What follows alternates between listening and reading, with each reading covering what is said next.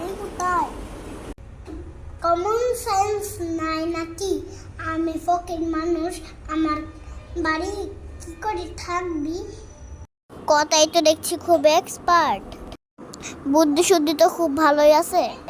বুঝাই তো যাইছি খেতে খেতে পারে, তাও সামনে এসে যখন 2 টাকা দিই